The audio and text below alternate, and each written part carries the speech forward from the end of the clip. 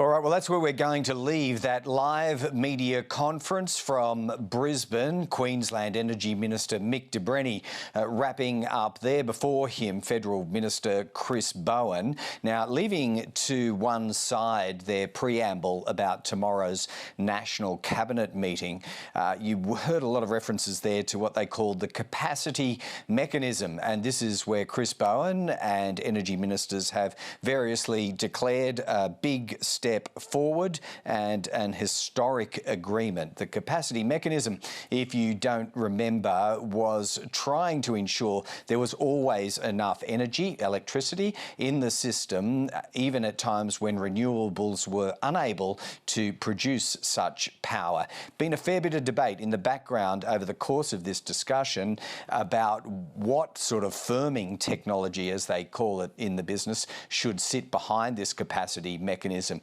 Should it be paying coal-fired generators to store more coal and be able to provide it at key moments?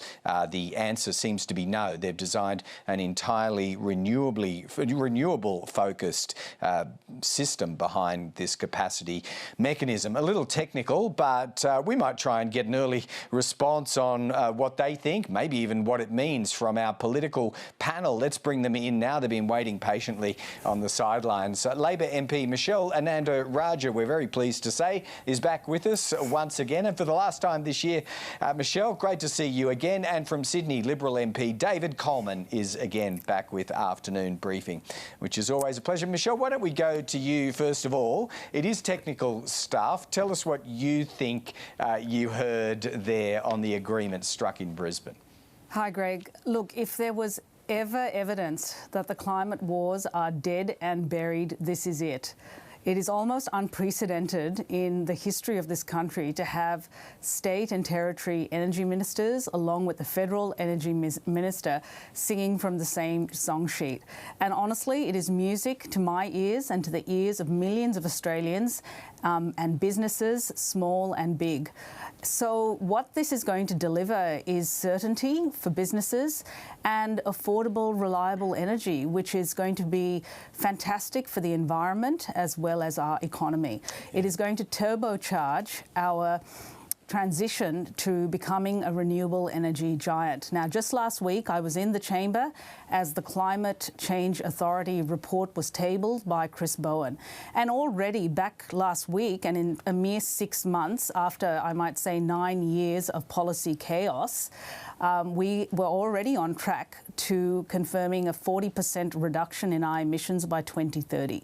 Already 40%. Yeah. So it's pretty clear to me that this announcement is going to turbocharge this transition, and that 43% modelled target is absolutely a floor. It is not a ceiling, and I'm confident that we are going to sail past that. Yeah, it certainly fits into that general direction that the Albanese government has set for itself. David, why don't we go to you, because without sort of getting too bogged down in the technicalities of this, there are three key words being used there: new, firmed, renewable energy. Firmed renewable energy. What do you think we're talking about here? Batteries would be one example, wouldn't they? What else do you think they've settled on here? Well, look, I mean, the Energy Security Board, who provided the report that led to this mechanism, recommended that effectively all forms of energy be included. It appears that's not what has been agreed. And I think the way that this will play out in practice, Greg, is, does it deliver what the Prime Minister said? Because what the Prime Minister said before the election was that the government would deliver a $275 reduction in power prices for the average family. And I think it's important because often, Greg, you'll hear members of the government say, oh, but, you know, Ukraine has changed everything. But I've just got here what he said 3 days before the election, 88 days after the war in Ukraine started, to the National Press Club. And he talked about Labor's policy, and he said it's the best way to cut power bills for families and businesses, saving families $275 a year. So that was 88 days after the Ukraine war commenced. Right. So each decision that the government makes, and whether it's the construction of this particular mechanism, whether it's whatever they seek to cobble together in relation to coal and gas will be judged through that prism. And so it should be, because the people of Australia believed it, they took it seriously.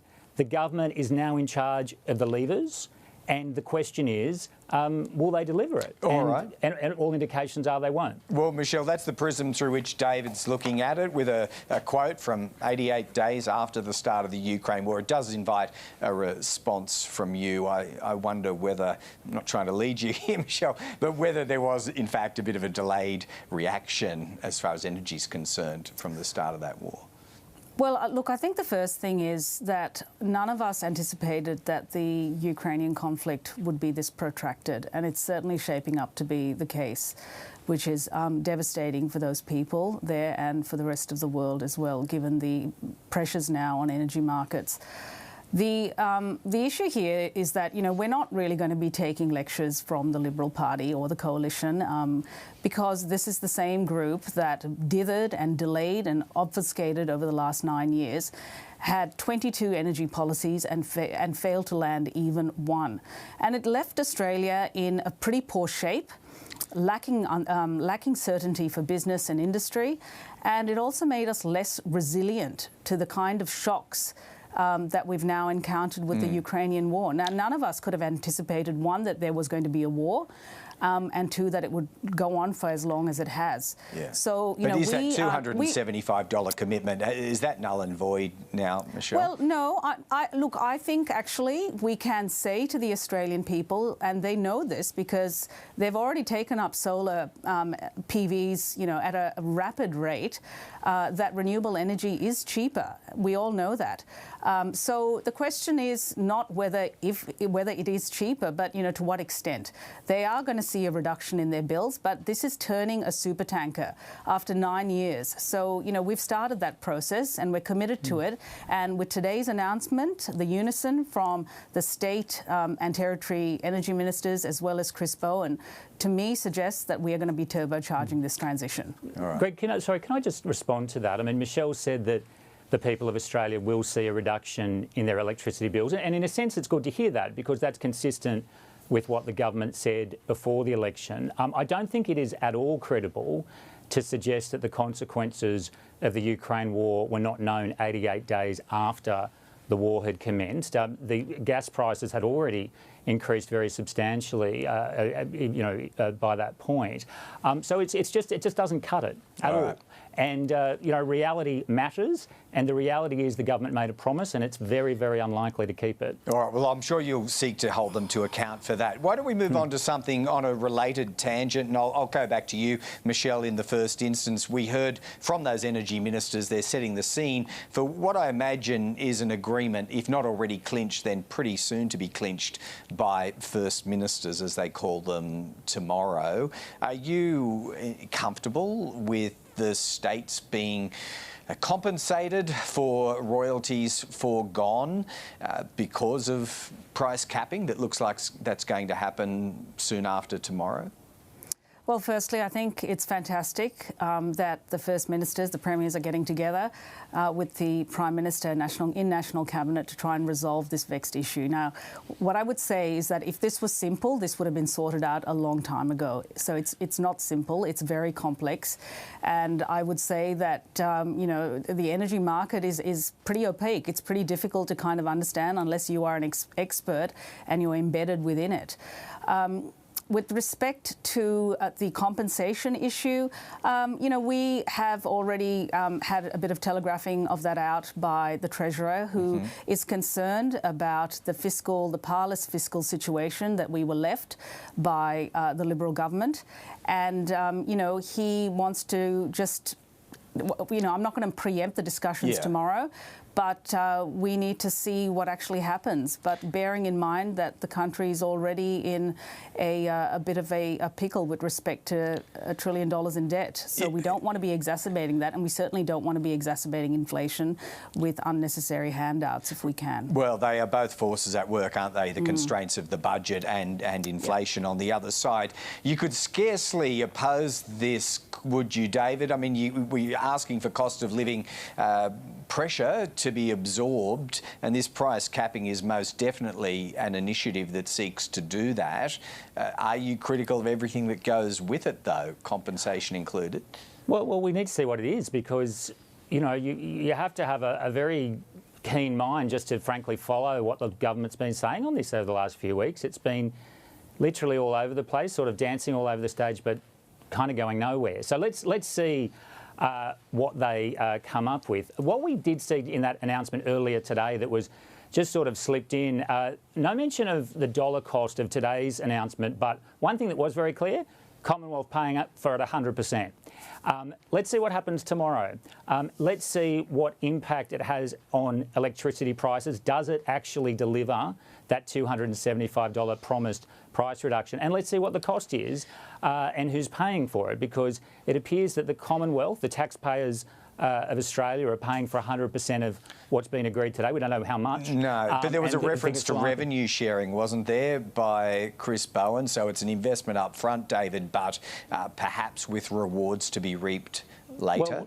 Well, we'll see. I mean, it certainly would be nice to have a price tag attached to it, but like a lot of what Chris Bowen said, it seemed to be very, very conceptual, Greg, without a lot of meat on the bones, and I think it was described as an in-principle agreement. But, you know, how much is it going to cost the taxpayers? One. Two, is it going to reduce electricity prices by $275? They're the sort of practical questions that people in Australia will be asking, and let's see what the government announces. But, you know, I'm not feeling terribly optimistic about it. All right, why don't we wait till tomorrow, because in truth none of us know exactly what's on the table there. Sure. We may well tomorrow. Environmental laws set for an overhaul. Michelle Ananda-Rajah, the intention is clear, and that is that it might end disputation and processes that can take upwards of 2 years to settle major development projects in this country. Have we seen enough in the first instalment from Tanya Plibersek, though, to know whether the bones are there to achieve that goal? Look, what I'd say is, firstly, the current environmental laws are really not fit for purpose, and they have no friends amongst environmental groups, no friends amongst the Australian people, and no friends amongst business. So what they are currently slow, they are bureaucratic, overly bureaucratic, and they're inefficient. And it's led to Australia claiming this unenviable title of being the mammal extinction capital of the world. So we are, you know, absolutely committed to putting the environment back on the agenda and strengthening up our laws in order to not just protect what we have, but to do better, to go further, to be biodiversity positive. And that's what these laws will do. But they will also take on the issue of sustainable development and give business and industry some certainty, which is what has been lacking, by cutting red tape, by cutting duplication, by ensuring that public consultation occurs, community consultation occurs, and that we also consult with our First Nations people, so we never have the Juukan Gorge incident ever again repeated in this country.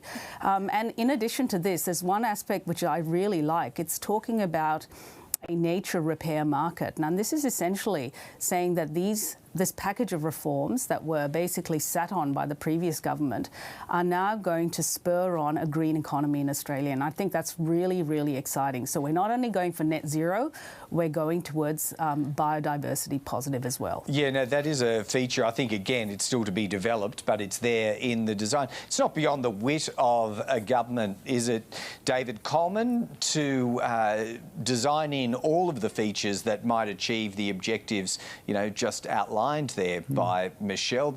There's a lot of improvement to be made, would you acknowledge, right off the top in this area? Oh, well, Greg, we did a huge amount in environmental protection, including, you know, 10 regional plans at a cost of more than $100 million. My own electorate has some of the most pristine environment in the country along the Georges River, so it's a topic I feel very strongly about. A bit like what we were discussed earlier, there's no cost, there's no price tag attached to this policy. I've read the 60-page document. It's not mentioned anywhere. It does say that for people who are proponents of various projects, that there will be a clear price signal attached, and a clear price signal basically means it's going to cost them a lot of money.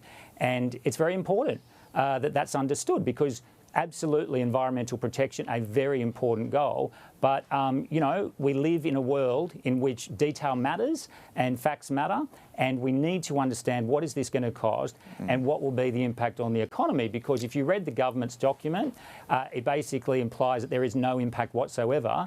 And plainly that's not true, and you know that needs to be made clear. Yeah, well, even Tanya Plibersek has accepted that this is a big body of work, and she's only put down some markers about where it is to take us, I suppose. Watch this space. I suppose an early test of this, if it was ever to come, don't know if you managed to catch up with this report in the Nine papers, both of you, was some criticism of the concept of high-speed rail link between Melbourne and Sydney. Now, we've probably all been around long enough to hear a lot of talk about high-speed rail. Michelle, what do you reckon? Do you think there is any momentum to make this thing happen? Oh, look, full disclosure, I am a huge fan of high-speed rail. I even talked about it in my maiden speech, and I've given a speech in Parliament. So I am not for turning when it comes to high-speed rail. I want to see Australia absolutely pivot to transport options for the Australian people. I mean, you know, what my constituents and what Australians want is an alleviation of congestion.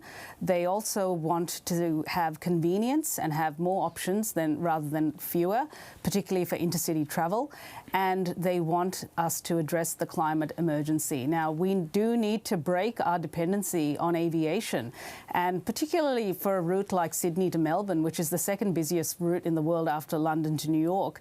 We can't just be hopping on and off planes because, you know, we do have a climate emergency, and frankly, not all of us are enamoured with the airport experience, as you can imagine. So, you know, there are over 30 countries now in the world that either have high-speed rail or are considering high-speed rail.